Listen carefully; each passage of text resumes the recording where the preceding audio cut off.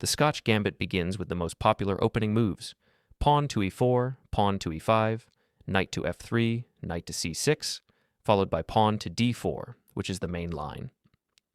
At this point, black captures the pawn on d4. Instead of recapturing this pawn with the knight, which is the main line, we opt for bishop to ce4, a much trickier and more aggressive approach. In this variation, we are willing to sacrifice the pawn in exchange for rapid piece development and strong attacking chances. This line is highly effective because it is solid, aggressive, and simple to play. Before analyzing the main line with bishop to c4, let me first introduce a tricky sideline that can be useful in blitz games: the move knight to g5.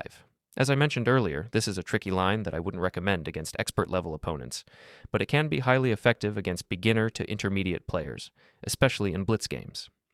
So, what's the trick? When you play knight to g5, your opponent may feel tempted to push pawn to h6 to drive your knight away. However, instead of retreating, you sacrifice your knight on f7. After black captures the knight, you immediately deliver a check with bishop to ce4. Thanks to this sacrifice, you have successfully pulled black's king out of its safe position. If black attempts to return the king to safety by moving it to e8, you can continue the attack with queen to h5, putting immense pressure on your opponent. And just like that, it is checkmate, a pattern quite similar to scholar's mate, but one that can be executed even against strong opponents. In the following sequence, you can see how black's king is forced to run around the board, only to be checkmated in just 11 moves through a forcing line. That is really amusing. To be completely honest, black does not have to move their king to e8 and get checkmated. Instead, they can choose to move their king to e7, which allows them to save an extra piece. However, even in this case, white still has good chances. For example, if black plays king to e7, white can continue in true gambit style by playing pawn to c3 and then recapturing the pawn with the knight. While black still has an extra piece, and a computer would likely defend and convert the advantage with ease, in a real practical game against a human opponent, white has great attacking chances. White's knight can jump to active squares, and black's king on a7 remains terribly weak and exposed, making it very difficult to defend against white's initiative. White will maintain a long-term initiative in this position. Now, let's dive into the main Scotch Gambit line, which we will analyze for the remainder of this video: bishop to c4. This move is the real deal. It is a strong, aggressive option that you can confidently play against any opponent, including Magnus Carlsen, if you ever get the chance. At this point, black has several possible responses, and we will examine each of them in detail. The most common options include bishop to c5, reinforcing the pawn on d4, bishop to b4, delivering a check to white's king, knight to f6, attacking white's pawn on e4. We will now explore how to handle each of these responses effectively. These are the three main options that black has, which could potentially create difficulties for white. We will analyze them one by one. Let's start with bishop to b4 check, a well-timed move by black, taking advantage of the pawn on d4. This makes it difficult for white to immediately play pawn to c3 to drive the bishop away. However, despite this, white should still proceed with pawn to c3. If black captures the pawn on c3, it is crucial to recapture with the pawn rather than the knight. This allows white to gain a tempo by attacking black's bishop, forcing it to retreat or reposition. At this point, there are already a few common tactical ideas that frequently arise in real games. One such situation occurs if black tries to play safely by retreating the bishop to e7. This move fails immediately to queen to d5, threatening unstoppable checkmate on f7.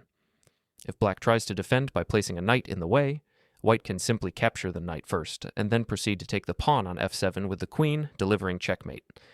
Game over. Now let's return to the starting position of the Scotch Gambit and explore what else black can play after bishop to b4, followed by pawn to c3 and the exchange of pawns. If black decides to retreat their bishop to c5, a natural-looking move, it turns out to be a mistake. White can now execute a beautiful tactical sequence. Bishop takes pawn on f7, sacrificing the bishop. If black captures with king takes bishop, white plays queen to d5, delivering a double attack, threatening both black's exposed king and the bishop on c5.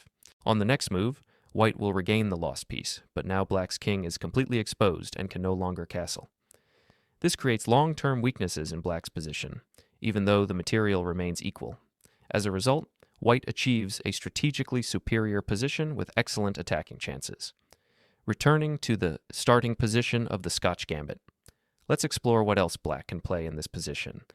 We've already seen that bishop to b4 is not the best choice for black, even though it is a common idea that many opponents will try.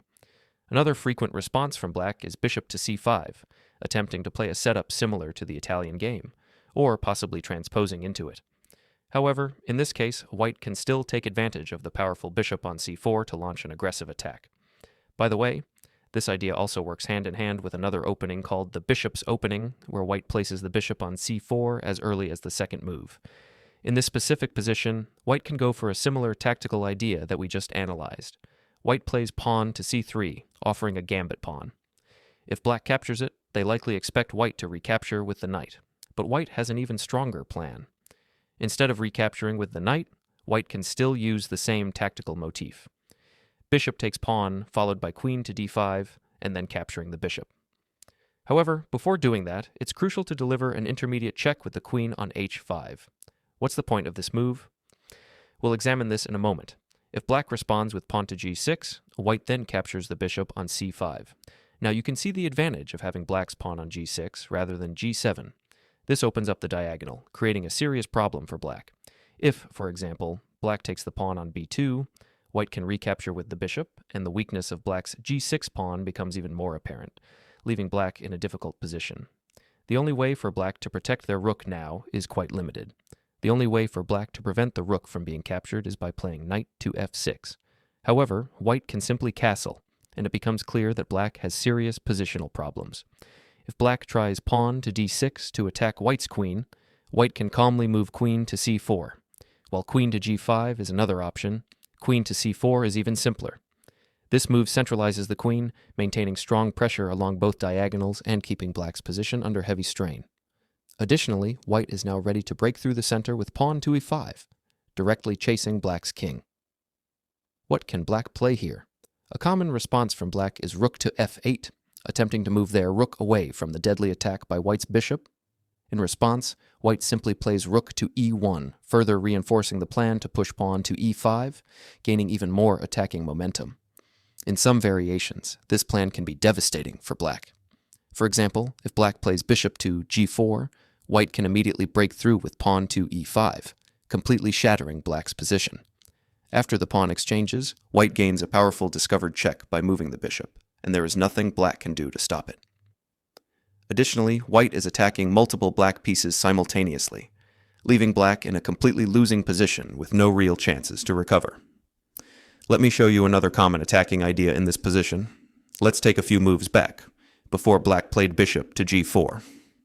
Suppose black instead chooses to move their queen to e7, intending to follow up with bishop to e6 to force white's queen to retreat. In this case, white simply continues with knight to c3. When black plays bishop to e6, white does not retreat, but instead advances forward with knight to d5. After the exchange of pieces, white opens up the e-file, exposing black's king to a devastating attack. At this point, black's position is completely lost, and it's only a matter of time before they are forced to resign.